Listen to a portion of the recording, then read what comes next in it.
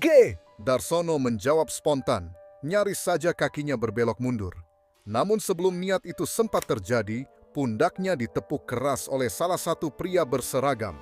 Seketika, keraguan yang sempat menyelinap di dadanya lenyap tanpa sisa. Tak ada lagi celah untuk ragu, tak ada ruang untuk mundur.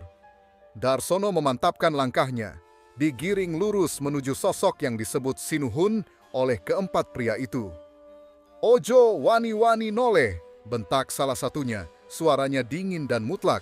"Jangan sekali-kali menoleh." G, sahut Darsono cepat. Suaranya serak, mulutnya tercekat, tapi ia patuh. Di sisi lain, di rumah sederhana bernuansa zaman lama itu, Suroto tampak asyik berbincang dengan beberapa orang. Jumlahnya sekitar 10 atau lebih. Cahaya lampu gantung yang redup tak cukup untuk menghitung pasti. Mereka datang dengan keperluan serupa, sekadar sambang, menepati perjanjian rutin tiap 6 bulan. Perjanjian lama, sejak mereka berhasil menjadi jutawan. Atau apapun yang dulu mereka minta, yang dikabulkan lewat wangsit, lewat mimpi. Bukan seperti Darsono, ia masih pemula. Itulah sebabnya ia dibawa ke arah berbeda. Jalur khusus, tempat yang terpisah, tempat menghadap langsung. Di depan sana berdiri bangunan bernuansa kuning keemasan, dikelilingi pagar tinggi, megah, mencolok, membuat mata manusia tak sanggup berkedip. Lampu taman menyala redup, tapi cukup untuk memperlihatkan pesonanya. Pesona yang menancap di kepala, sulit dilupakan. Siapapun yang pernah menjejakkan kaki ke sana, kelak akan kembali. Karena mereka akan menjadi bagian dari tempat itu. Menjadi abdi.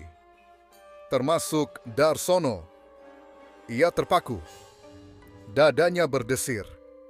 Hatinya mengembang oleh harapan.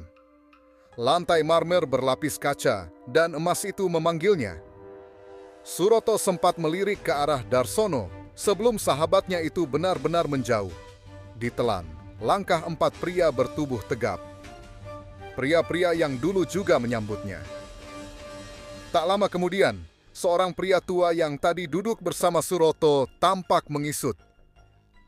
Pandangannya tajam saat mengikuti arah Darsono. Ia bangkit, berpamitan singkat, lalu melangkah cepat.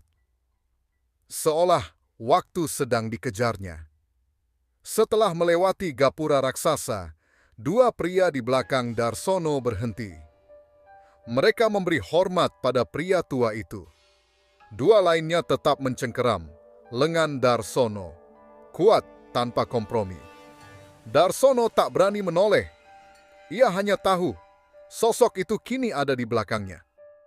"Cepat, Sinuhun wes ngeteni!" seru salah satu pengawal. "Cepat, Sinuhun sudah menunggu." Pria tua itu tak menjawab. Langkahnya dipercepat. Sepanjang jalan, Darsono mencuri pandang ke kiri dan kanan. Tak berani menoleh penuh. Makam. Semua yang ia lihat adalah makam. Kiri kanan. Tak berujung. Sama persis seperti dalam mimpinya. Tenguknya terasa menebal, berat, panas. Saat tiba di bangunan megah itu, Darsono nyaris kehilangan napas. Dayang-dayang telah menunggu. Perempuan-perempuan cantik berselendang biru menari anggun. Senyum mereka dilemparkan ke arahnya. Jelas, mengarah padanya. Jakunnya bergerak naik turun. Bukan karena birahi, melainkan karena ia tercekat antara sadar dan tak sadar. Ia paham sekarang. Ia berada di kerajaan gaib dan tak ada jalan pulang. Seluruh bangunan berlapis emas. Dinding, tiang, ukiran, semuanya menyilaukan. Kekayaan yang membutakan iman, menggoda untuk sujud selamanya, menjadi pemuja, demi harta, demi dunia, demi keturunan. Beberapa saat kemudian, dari balik singgasana emas, muncul seorang pria gagah, bertelanjang dada, selendang di kedua tangan, cambuk emas tergenggam erat, tubuhnya berkilau seperti raja atau pangeran kerajaan Jawa kuno. "Ayo," perintah salah satu pengawal. Darsono ditarik maju. Mereka bersujud, menangkupkan tangan, kepala menunduk. Darsono meniru tanpa berpikir. Saat pria berseragam itu melihat kode tangan sang raja, ia duduk di kursi bertatakan emas dan berlian. Darsono digiring mendekat. 2 meter dari singgasana, pegangan dilepas. Darsono berdiri kaku, wajah tertunduk, tak berani menatap penuh, hanya mencuri pandang. Ia diperintah duduk, bersila. Para penari lenyap. Seketika, 4 pengawal maju, berdiri di kiri dan kanan singgasana. Dan di saat itulah Darsono tersentak. Seorang pria tua kini sudah duduk di sampingnya. Tanpa ia sadari, tanpa suara, pria itu adalah juru bicara, penyambung niat. Darsono tak perlu menjelaskan apapun lagi. Semua sudah tersampaikan lewat mimpi. Kini hanya ditegaskan. Mangga ditampah. Nyembah marang kita, Kanjeng Gusti Sinuhun, ucap pria tua itu sambil mencium lantai marmer. Anggukan diberikan. Kowe njaluk apa saka aku, Mbak Karso, sedulurku sing setia? Apa yang kau minta dariku, Mbak Karso, abdi setiaku? Dada Darsono berdegup liar. Itu suara yang sama. Suara dalam mimpinya. Mbak Karso, yang dinisan itu, batinnya menggigil. Mbah Karso menoleh, tatapannya menembus. Ngomong maneh apa sing dikarepake, bisiknya. Ucapkan lagi keinginanmu. Aku pengen dadi sugih, aku pengen sukses, bisa nuruti kekarepane anak bojoku. Suara Darsono pecah, sama persis seperti dalam mimpi. Ya Allah, astagfirullah, di mana aku? Gumam Darsono. Ia tersadar, dirinya duduk bersila, berziarah bersama puluhan orang lain, tepat di bawah pohon besar. Tengkuk Darsono terasa menebal dan berat. Refleks, kedua tangannya meraba lehernya sendiri, memastikan apa yang ia rasakan itu nyata. Apa aku masih di alam lain? Batinnya bertanya-tanya. Ia meraba permukaan tanah tempatnya bersila. Tanah itu dingin, padat, dan berbutir, nyata. Masih belum yakin, Darsono mencubit pipinya sendiri cukup keras. Rasa perih langsung menjalar. Ia menghela napas lega. Ini bukan mimpi, bukan pula tersesat di alam yang salah. Rasa sakit itu menjadi penanda paling jujur. Dirinya benar-benar sedang berziarah di alam manusia. Matanya melirik ke samping. Suroto. Dan benar, Suroto ada di sana. Padahal, beberapa waktu lalu Darsono melihatnya jelas. Suroto masih berada di sebuah rumah, duduk dan berbincang. Sementara dirinya berada di tempat lain. Namun entah bagaimana, kini mereka berada di titik yang sama. Suroto tampak khusyuk. Ia sama sekali tidak terusik oleh keberadaan Darsono, seolah sejak awal mereka memang duduk berdampingan. Hanya sukma mereka yang kina bulan, yang berhasil mencapai tujuan berbeda, yang sebenarnya sedang disiapkan, dipilih.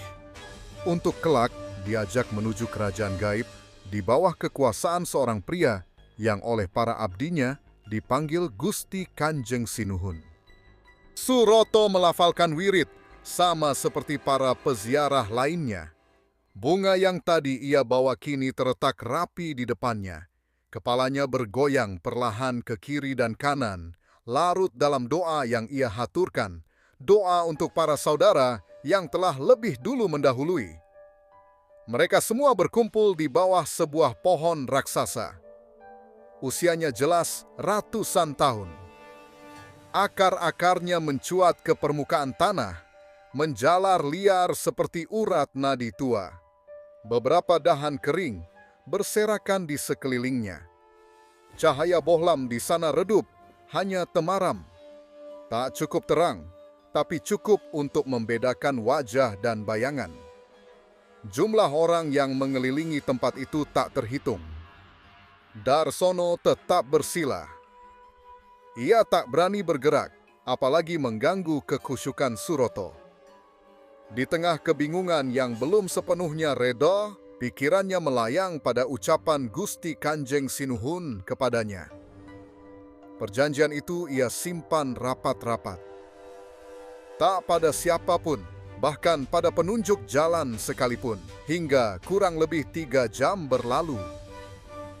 Dar, tegur Suroto pelan, sembari menyentuh ujung lutut Darsono yang masih memejamkan mata. Isyarat itu jelas, waktunya pergi. Darsono sengaja tetap memejamkan mata. Otaknya bekerja keras, memutar ulang setiap langkah yang ia lalui. Lorong-lorong sunyi, tiang-tiang berlapis emas, dan istana yang terasa terlalu megah untuk sekadar disebut mimpi.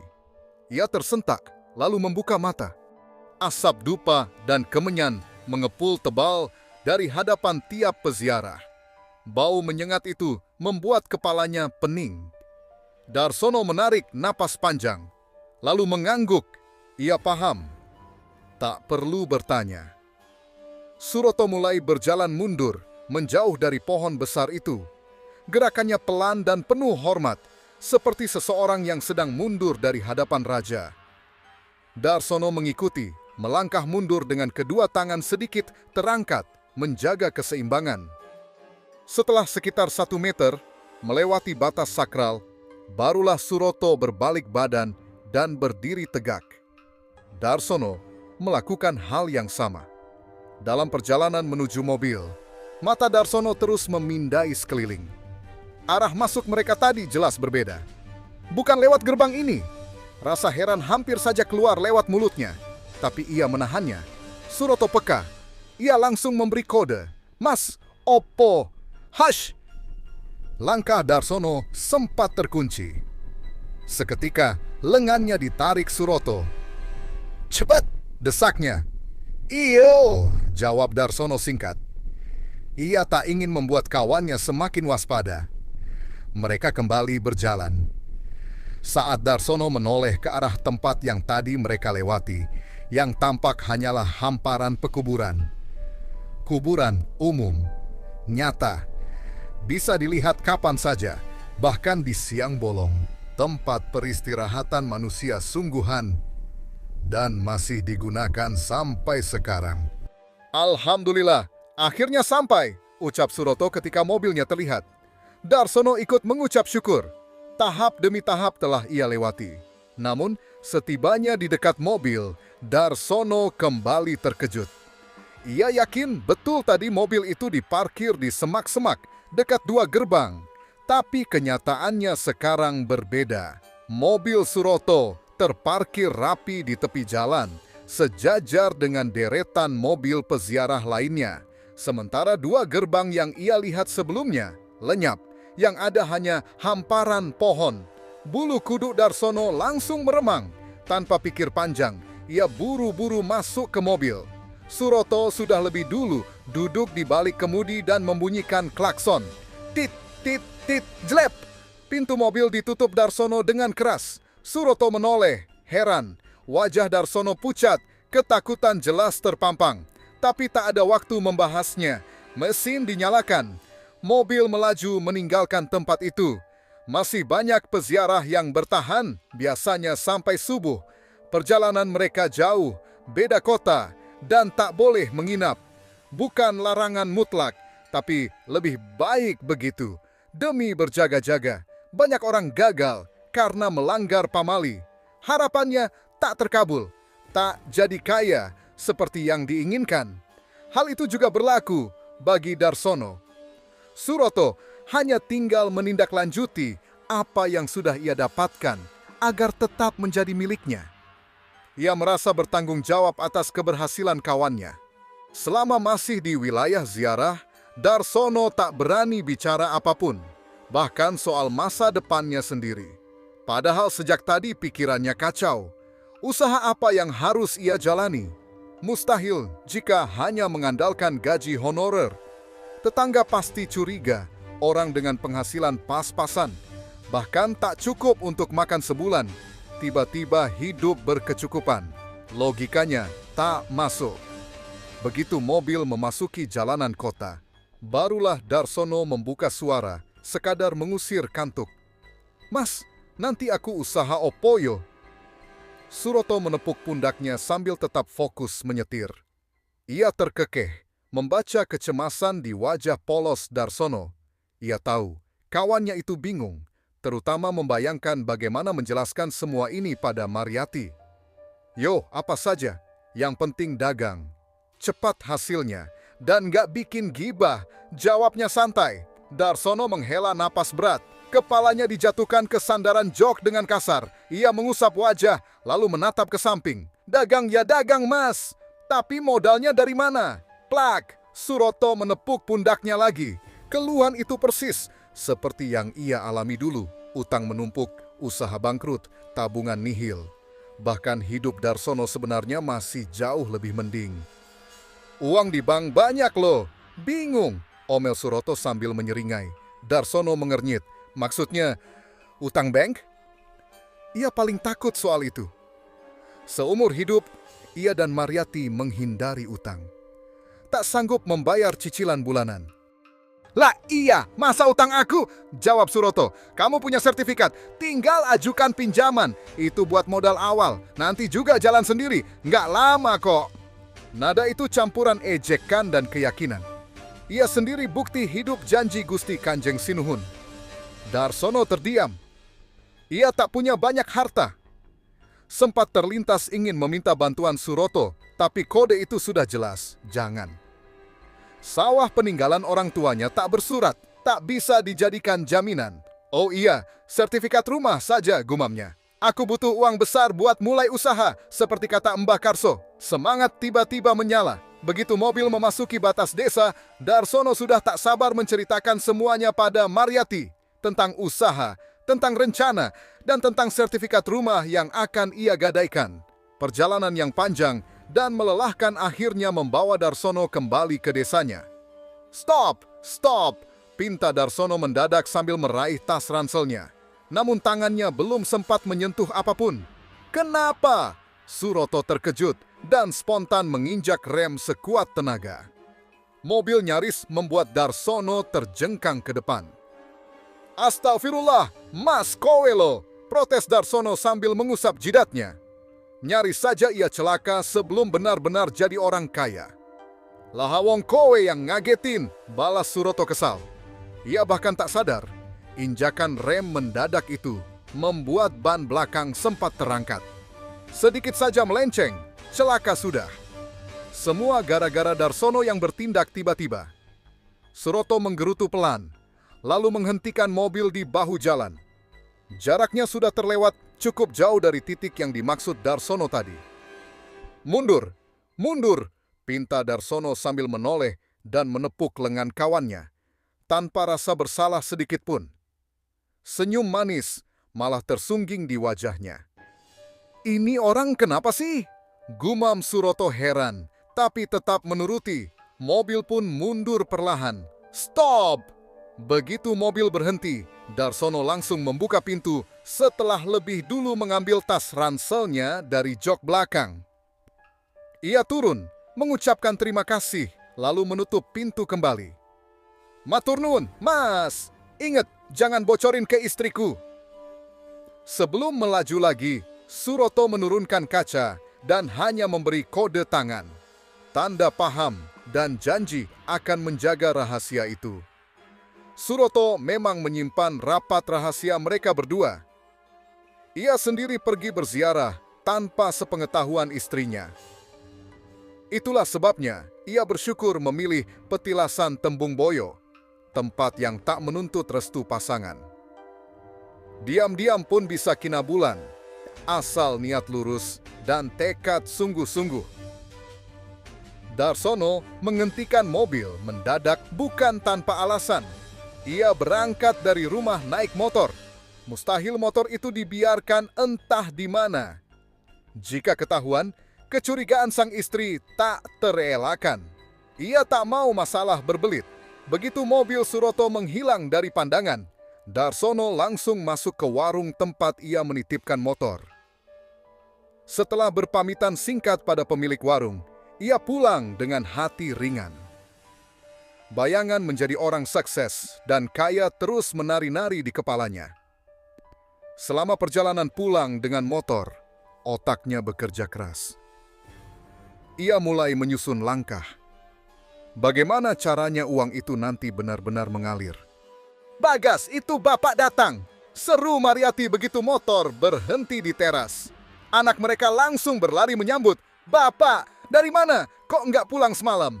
tanya Bagas polos. "Dari rumah Mbah," jawab Darsono spontan. Entah bisikan dari mana, alasan itu meluncur begitu saja dari bibirnya. Alasan itu masuk akal. Darsono memang sering menginap di rumah orang tuanya jika ada urusan sekolah bertepatan hari libur. Semalam pun ia benar-benar tak sempat mengirim kabar pada Mariati. Mariati tak banyak bertanya, tak ada kecurigaan. Ia sudah sibuk di dapur. Sebagai istri guru honorer, Mariati terbiasa memutar otak. Ia berdagang di kantin sekolah. Hasilnya cukup untuk menyambung hidup. Darsono segera bersiap mengajar. Bagas sudah lebih dulu berangkat. Bocah itu berseragam merah putih, mencium punggung tangan ayahnya sekilas, lalu berlari ke sekolah yang jaraknya hanya beberapa langkah dari rumah mereka. Waktu berlalu cepat. Lonceng tanda pelajaran usai berbunyi. Darsono berkemas, lalu singgah ke kantin, membantu Mariati membereskan dagangan. Rutinitas yang tak pernah berubah. Menjelang sore, kehidupan mereka tetap sama. Salat di masjid, lalu makan malam sederhana. Tak banyak percakapan. Mariati tak curiga apa-apa. Meski bahasa tubuh Darsono jelas berbeda, lebih gelisah, lebih sering melamun.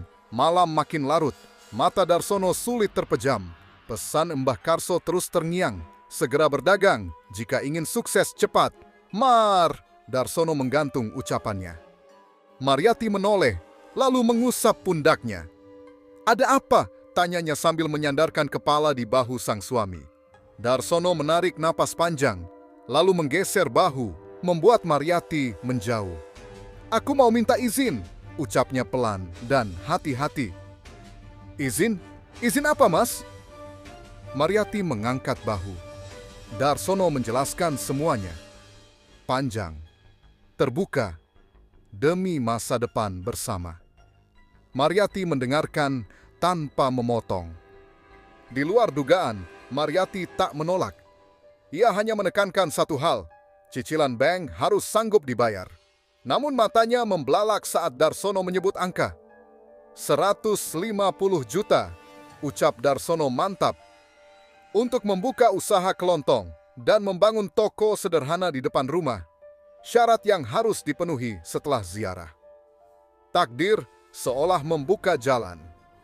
Sertifikat tanah yang dulu digadaikan kakaknya kini sudah lunas dan kembali ke tangan Darsono. Dengan riwayat pembayaran yang bagus dan lokasi rumah strategis di samping sekolah, pinjaman sebesar itu hampir pasti cair. "Apa kamu yakin sanggup ngelola, Mas? Cicilannya sekitar 3 juta sebulan," Mariati mengingatkan. "3 juta itu kecil, Mar," jawab Darsono sambil mendekat, berusaha menanamkan keyakinan. "Kecil? Kita nabung segitu aja nggak punya. Dari mana kecilnya?" Mariati menyela kesal. "Percaya saja, Mas bakal buktiin. Nanti kalau sudah jalan, kamu mandi uang. Lihat saja," tegas Darsono. Pembicaraan pun berhenti. Mereka masuk kamar. Tak ada lagi yang dibahas malam itu. "Amin, semoga," gumam Mariati.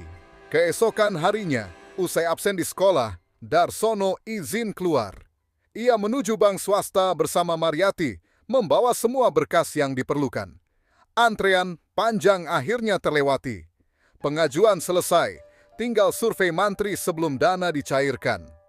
Darsono pulang dengan keyakinan penuh. Segala sesuatu sudah berjalan sesuai jalurnya. Benar saja seperti kata suara-suara sumbang di luar sana. Bagi para penganut ilmu pesugihan, apapun yang mereka jalani seolah selalu dimudahkan. Jalan mereka terasa lapang, seakan-akan Tuhan sendiri berpihak.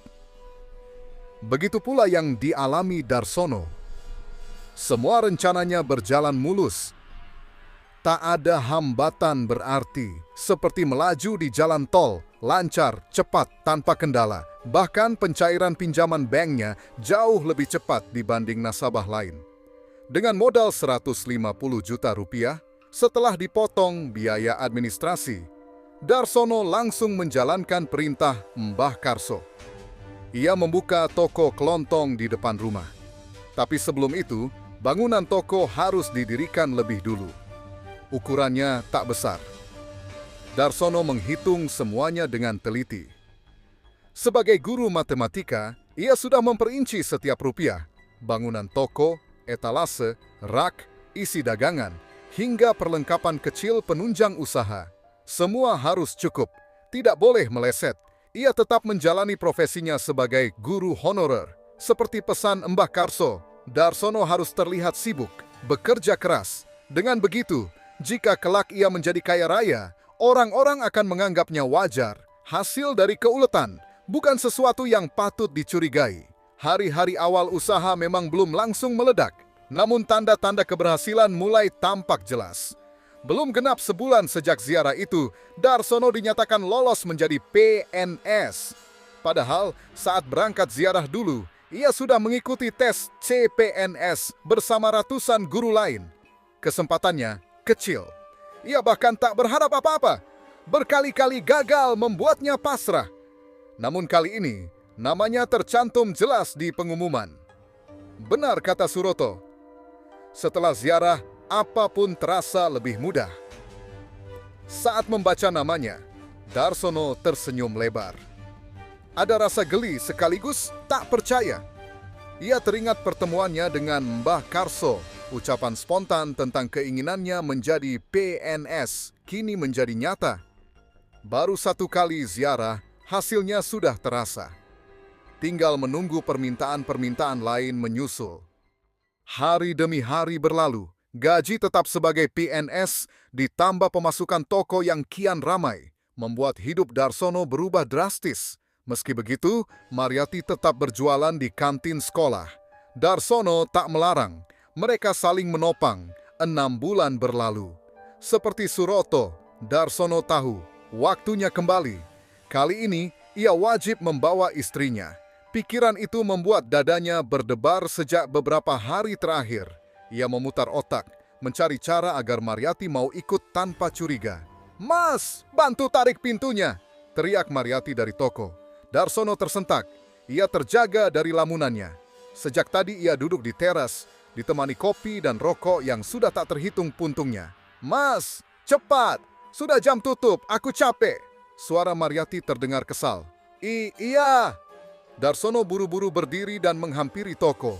Ia membantu menarik pintu besi dan membereskan dagangan di rak luar. Tak banyak bicara. Setelah selesai, mereka masuk ke rumah. Toko dan rumah memang terpisah. Mariyati langsung membersihkan diri. Bagas sudah tertidur pulas.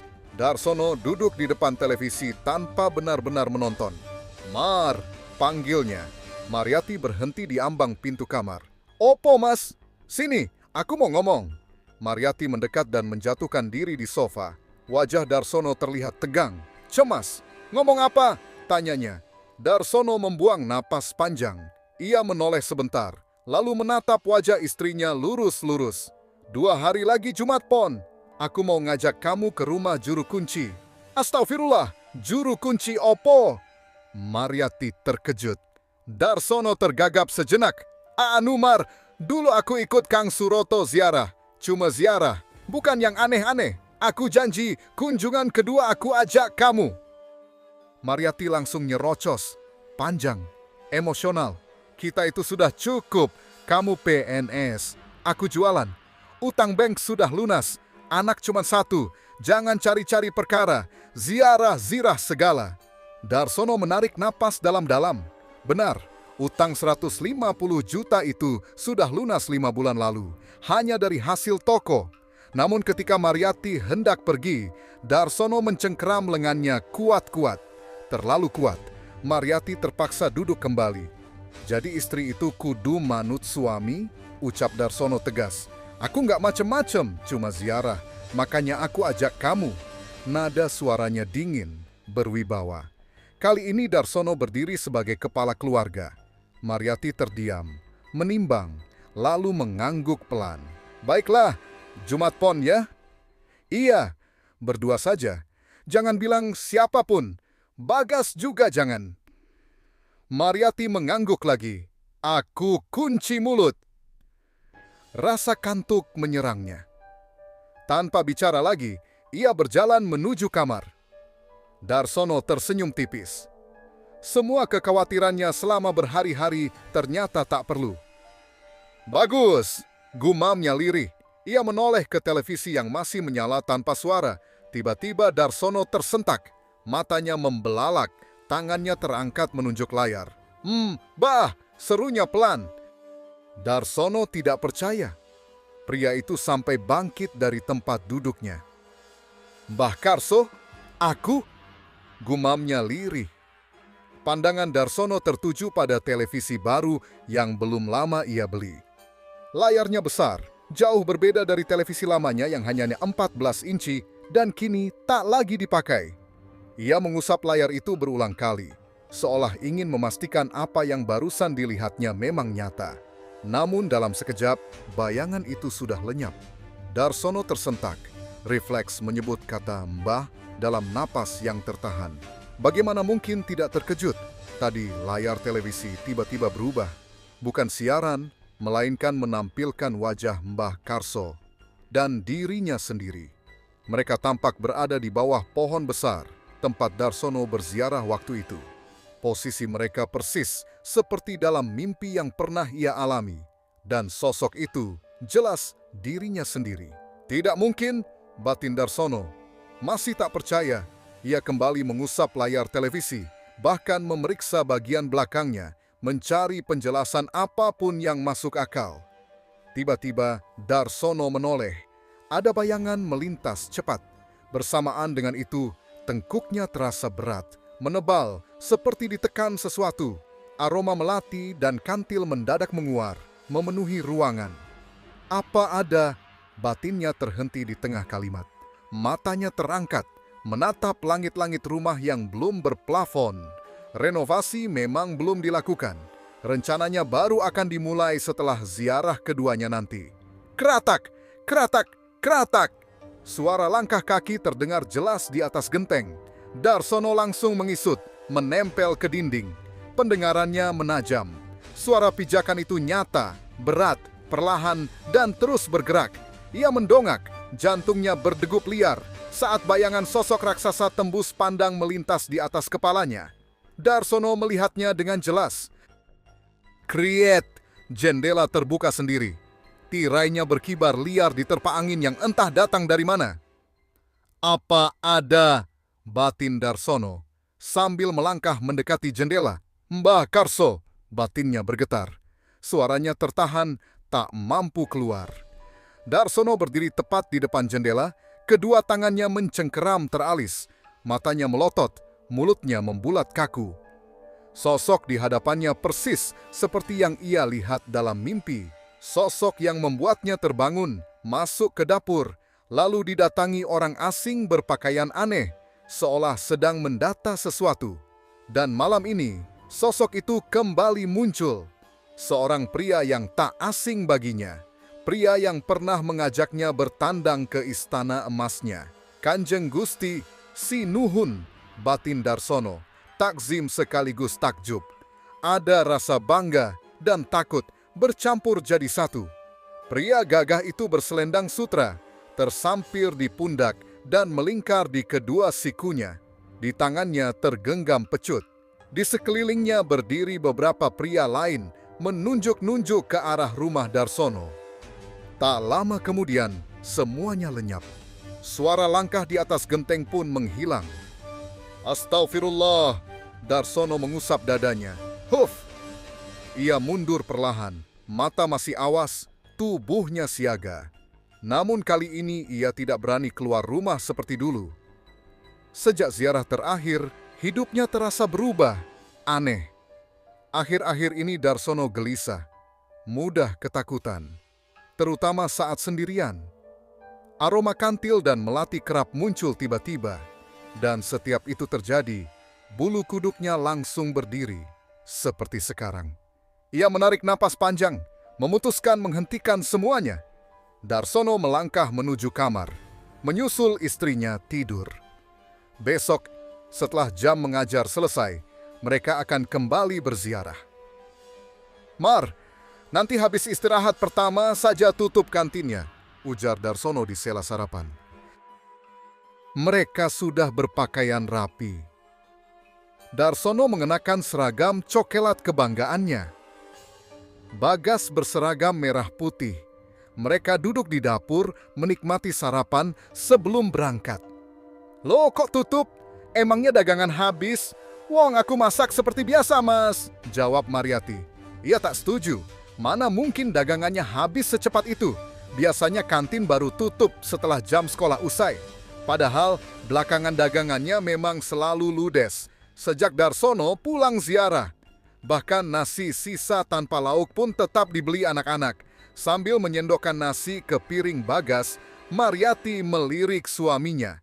Tatapan Darsono terasa aneh. "Aduh, Mar, lihat saja nanti. Pasti habis. Optimis kenapa sih? Dikasih tahu malah ngeyel," sentak Darsono. Iya, Mariati mendengus. Tapi dalam hati ia ingin membuktikan. Akhir-akhir ini ia lebih mengalah. Darsono semakin ambisius. Usaha berkembang, tapi Mariati kewalahan mengurus toko sekaligus kantin. Darsono bahkan berencana membuka toko elektronik di kota. "Aku pamit duluan," kata Mariati. Sejak subuh, ia sudah beres. Dagangan ditata, dibantu Darsono dibawa ke kantin, lalu pulang lagi menyiapkan sarapan. Rutinitas yang melelahkan, tapi kini terasa berbeda. Darsono mendekati Mariati di depan pintu, menepuk punggungnya. "Ingat rencana semalam?" katanya memastikan. "Iya, aku nggak lupa," jawab Mariati. Darsono mengacungkan 2 jempol, lalu berbisik, "Aku masuk 1 jam pelajaran saja. Kita berangkat sebelum Bagas pulang. Paham kan?"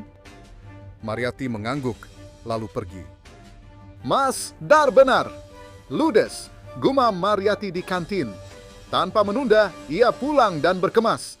Tak lama kemudian Darsono tiba. "Aku mandi dulu," katanya. "Cepat, keburu Bagas pulang," sahut Mariati. Mariati lalu pergi ke rumah Bek Poniah untuk menitipkan Bagas. "Loh, Mar, wes ayo tenan, mau kemana?" tanya Bek Poniah heran. Mariati tersenyum. "Ada urusan, Bek. Aku titip Bagas ya. Kalau kami nggak pulang, suruh tidur di sini." Bek Poniah menerima kunci. Matanya menyipit curiga. "Urusan apa toh?" "Yo, urusan," jawab Mariati singkat. "Oh alah, rahasia," godanya. Tak lama kemudian Darsono datang menjemput. "Kenapa ke rumah Bek Poniah segala?" protesnya. "Aku nitip Bagas, Mas. Itu gantinya ibumu." Bentak Mariati balik. Motor melaju kencang. Bek Poniah menatap kunci di tangannya, heran. Utang 150 juta lunas dalam 5 bulan. Dari mana uang sebanyak itu? Perempuan itu kini punya akses ke rumah Mariati. Bersambung. Ditunggu ya teman-teman. Jangan segan untuk like, subscribe, dan komentar sebagai bentuk dukungannya ya teman-teman.